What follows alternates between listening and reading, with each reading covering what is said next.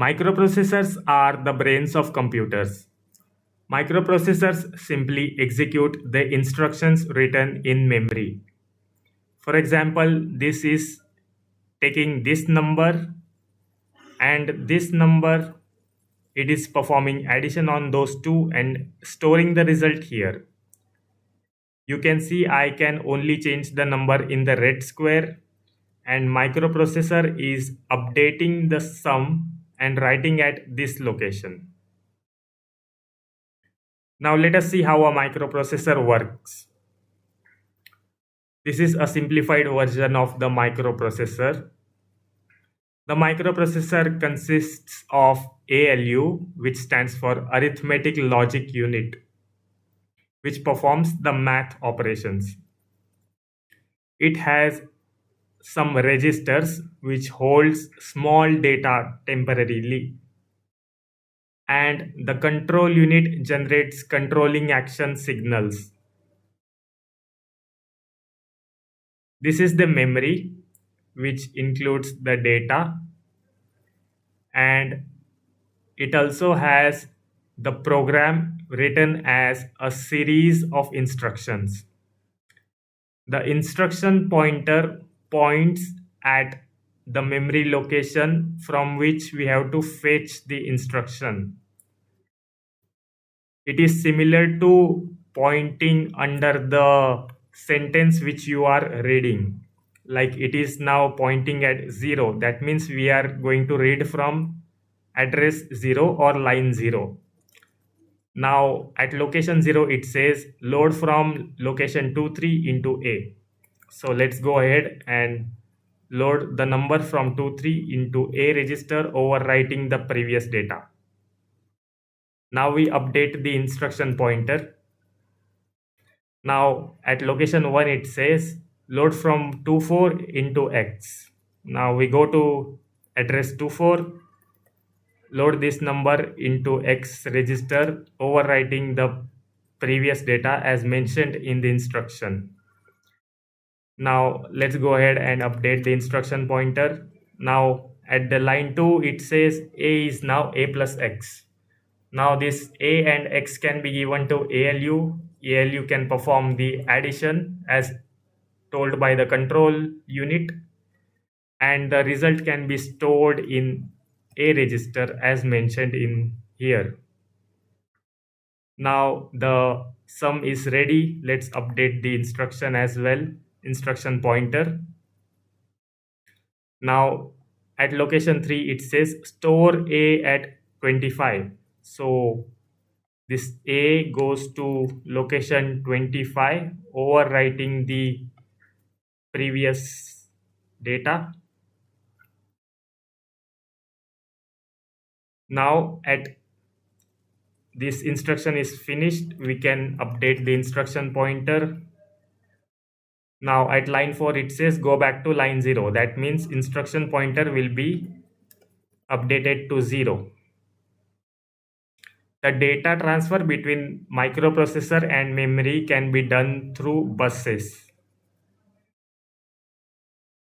So this is how the microprocessor is performing the sum in a loop. You can get these files from the links in the description, and as the logisim evolution is a Java software, so you need to install Java for it. Double click on logisim evolution to open it.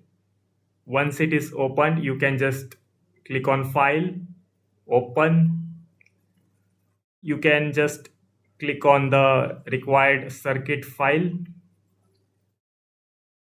open. So this is the microprocessor design which I provided.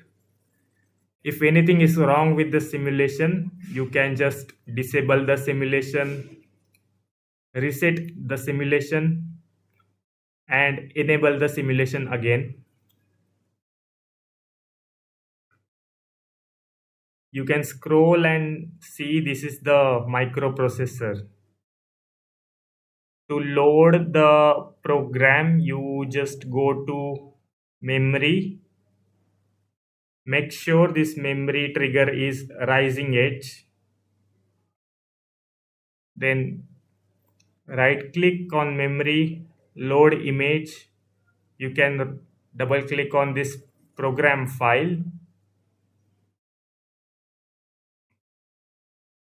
So the program is loaded. You can also see the program here.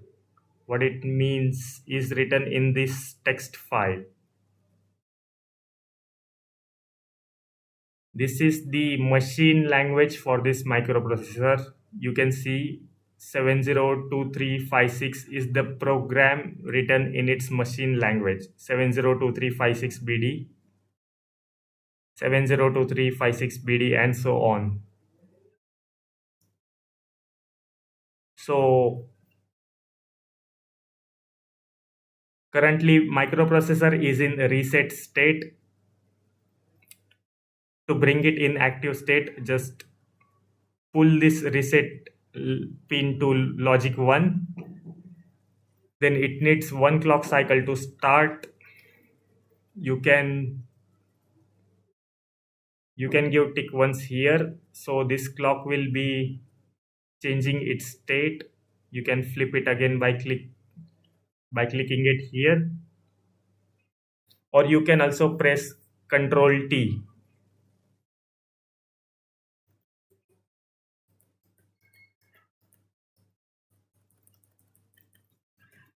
Or to run the clock, you can press Control K. Now you can see the microprocessor is running and executing the program as it is instructed.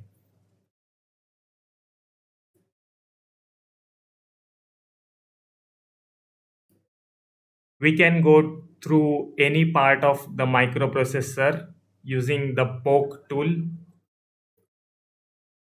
Let us see. This is the memory. This is instruction pointer. This is address bus. This is data bus. This is ALU. This is A register, X register, Y register, and on the left side, this is the control unit.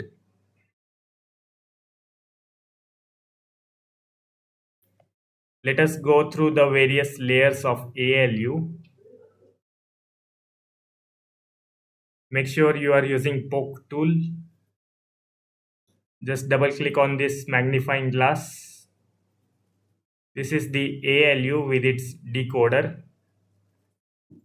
This is 8-bit ALU, which is made up of two 4-bit ALUs. This 4-bit ALU is made up of four 1-bit ALUs. Let us have a look at 1-bit ALU. This is the 1-bit ALU. You can change the frequency of clock like so. Click on simulate, ticks frequency, and select any frequency you are willing to. Using poke tool, you can also check the logic level.